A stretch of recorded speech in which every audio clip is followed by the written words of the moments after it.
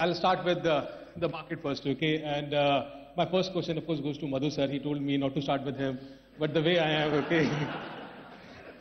So, sir, will 2018 be a tough year to make money, given all the macro, micro, everything in the global bond yields, the economic, the political factors in mind? Thank you, Varinder, for having us. I don't think I need to answer. It's already proving to be a tough year. And if this is not tough, I don't know what you call tough. So I think the beginning has been pretty challenging.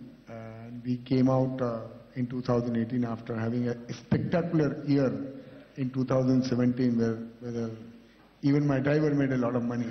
So, you know, whatever you bought, as long as you were in the market, you made money.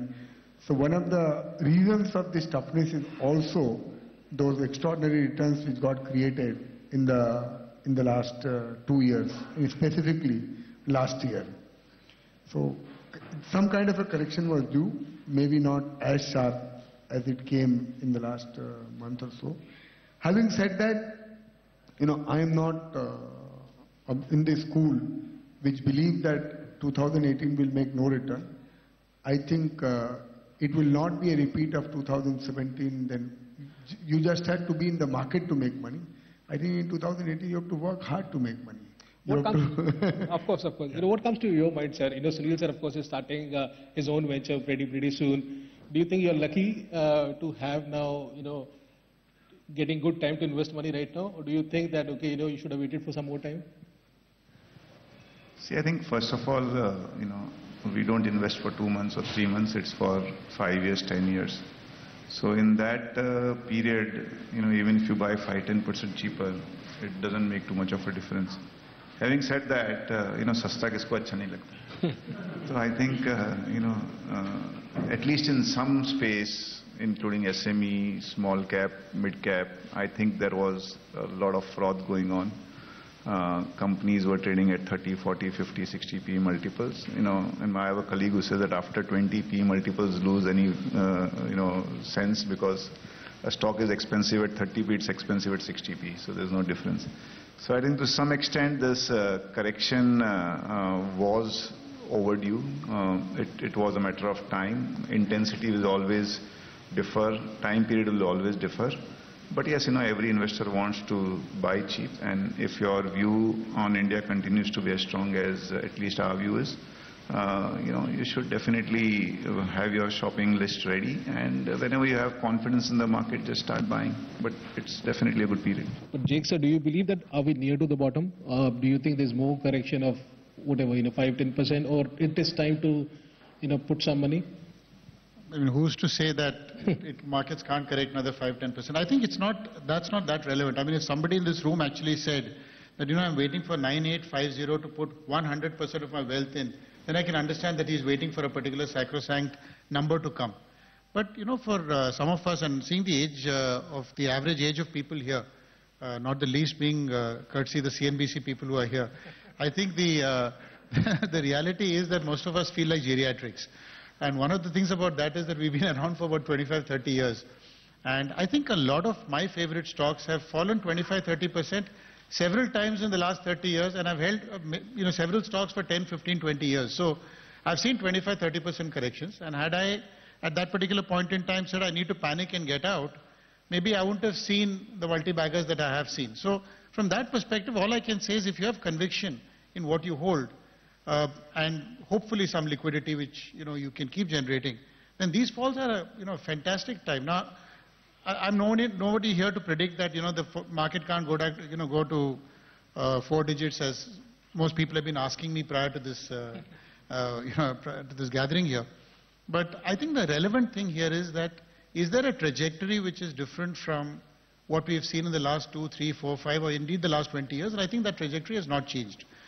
Somebody was quick to point out the Dow has had a 37-year bull market, and who's to say that it can't be 45, or is it, or we are, you know, going to say that no, 37 it is and nothing else. So I think the trajectory is still there. I think we've got a long way to go, and we've had very many spine-chilling falls along the way. This one is difficult. It's painful. It can get more painful, no question. But it's a great time to buy, and for new PMS and AIF sponsors, I think this is a great opportunity. So I see already people who are the fund managers on this dais smiling because more money, I think this is a great time. And I think if you lose that conviction, then I think you've lost the plot. Well, we are always happy, sir, in that ways, okay, because we have you all around us, okay. Nilesh Bhai is, I think, one of the most stable, most promising, and most positive at every stance, when I met him. But is there anything what bothers you in terms of the economic recovery, the earnings cycle, the global bond yields, or do you think there's any parameter what you're watching very closely which may tell you that are we near to the bottom, or you think everything is fine? So with India, the question is, will we win the match in 45th over or will we win the match in 50th over? Jeetna to pakka hai, but can we win convincingly? And today, for the first time in last 25 years, we are not able to understand bond market. I mean, whole life I have sold SIP in equity fund. Now time has come when I have to sell SIP in bond fund because I don't know what's happening in bond market. The turnovers are down 90%. From 1 lakh crore, bond market turnover is 10,000 crore. 90% drop. How many of you are aware of that? Probably bearing only very few.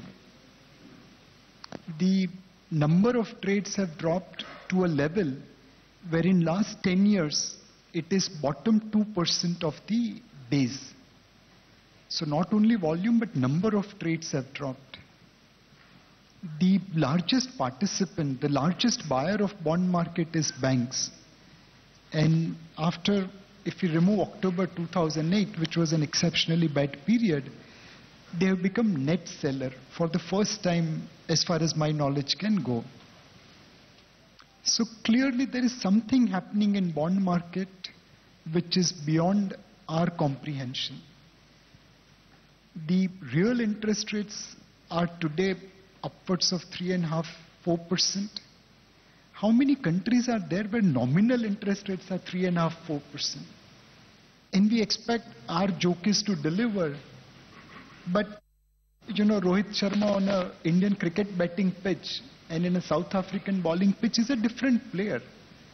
So we should give batting pitch to our Rohit Sharma so that they can destroy the opposition, but not expose them to the bowling pitch by creating a bowling pitch. So I'm only worried about bond market where real interest rates are high, investor participation is all-time low in terms of number of trades, in terms of buying, in terms of volume. And let's remember that a lot of flows into equity markets have come because bond markets were unattractive. Globally, you don't get 4% real return in many equity markets. Forget the fixed income. So we need to manage our our cricket pitch so that it remains India-friendly, batsman-friendly, rather than making it bowler-friendly. Navneet sir, what are your views? Because again, the macro environment, people say that the last year we got, or the last 2-3 years we got saved because of the crude oil. The crude oil, saved India in terms of the economic, numbers which we have. But otherwise, still we are picking up on the investment cycle. Where do we stand now in terms of making returns on the market if I have to invest my money now? So it's going to be tough. I think it will be a tough year, not only the elections and the politics here, but look at the global environment. I think the trade war, initially people thought that Trump won't do whatever he has written or whatever he has tweeted, but he seems to be following, I think, a 3 agenda: tax, trade, and then Tehran. I think the second has just started. EU is retaliating. We really don't know the world that we are entering in. Good part is that the global economy is in a good shape. There is a synchronized global recovery, and that's actually getting stronger by the day. We'll have to wait and watch how much central banks unwind in terms of monetary policy and how much impact that has on the real economy. But India won't remain completely insulated from whatever happens outside India just because we have a lot of flows from the domestic investors. If history is any guide to go by. Of course, it will reduce the magnitude of volatility that historically we would have witnessed because of some of these reasons. So let's say $1 billion selling by FII, you go back in history and see the magnitude of fall that we would have had. But today, because you have the provident funds, you have the retail investors, SIP flows, etc., they will provide some stability to the market, but I think it's going to be a tough year. And I agree with Nilesh Bhai. Over the last few months, particularly after the budget when there is a long-term capital gain tax on equities also. I think on a relative basis, fixed income looks attractive. I think there's time to look at SIPs in the fixed income also over the next few years. Structurally over a longer period, so I don't follow cricket and I have no idea, and I don't follow football also as much, but I know one quote that in Europe they say that football is a game where, is a sport where there are 11 players on each side, and at the end of it, Germany wins. So just like, I think if we look at India, but the match can be exciting in between. So in India, of course, if you are putting money for long term, we'll make decent money here. We are a growing good economy, and you see a lot of new vibrancy of the entrepreneurs here. But I think in between the matches can be exciting. So I think it could be an exciting year. Well, Madhu sir, I think is very aggressive in terms of investing only in equities and less in bonds. But you know, if I have to tell or ask you one word answer, that which is the most important factor which will determine the returns in the equity markets in 2018? Will it be elections, the earnings growth, or the global markets? Will you have sleepless nights over the elections, you know, which will be coming up soon? I see politics has a very important news flow impact in the markets in the near term. Maybe in the medium to long term, it does exactly reverse of what we think it will do. If you look at 2003 when the NDA government went away, 2004 to 2009 was a dream run for markets. I think we made maximum amount of our money in that period. 2009 and 10, when the UPA government came, market hit a circuit. And for the next 5 years, we know what happened between 2009 and 2014. So it has a lot of impact in terms of news flow in the short term. But it need not necessarily mean that what will happen to equity returns because of politics in medium to long term. So the answer is very straight. Earnings eventually determine, where the stock prices will be in medium to long run.